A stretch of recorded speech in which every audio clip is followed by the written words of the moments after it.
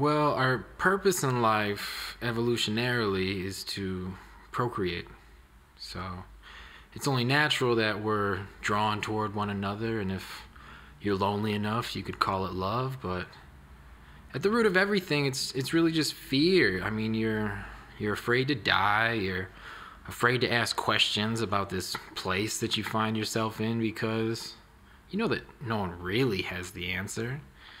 And you just cling to whatever seems stable or seems confident, which is, it's sad. I mean, this is why people turn to religion. This is why people turn to relationships and define themselves by these things. You consciously or unconsciously trick yourself into subservience or dependence, relinquishing your free will for this act, for a lie. Honestly, you cannot know each other.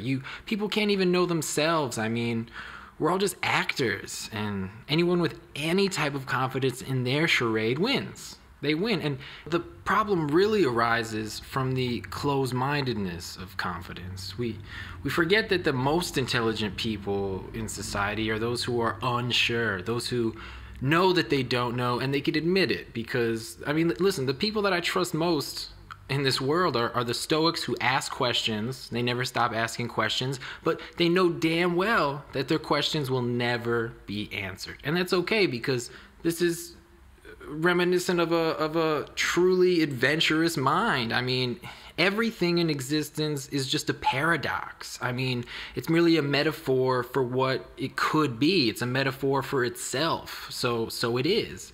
The minds who fear the most are actually the least afraid at the end of the day. And you have those who pretend not to be, and they're so utterly shaken to their core that they literally just pass out. They fall asleep. They fall into this role, this character that they've created for themselves, much like when someone passes out due to pain of a broken limb or a bullet wound, something like that.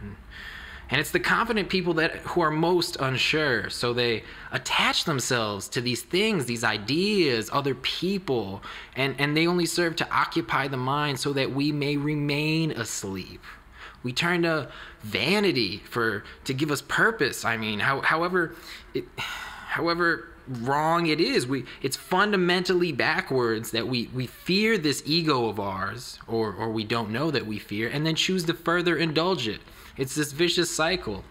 And relationships are exactly the same way, because we all want what we can't have, right? And we want something that's better than us, to teach us, to make us feel safe and valued. But it's what a primitive and infantile mindset that in this vast, limitless expanse of the unknown and everything that is, we literally have universes to discover, and we're still so content just sitting around, fucking, watching Netflix, TV, whatever. I mean, not to mention all the while, we're fueling these evil corporations with our overconsumption and our complacency about it all. When will you stop lying to yourself?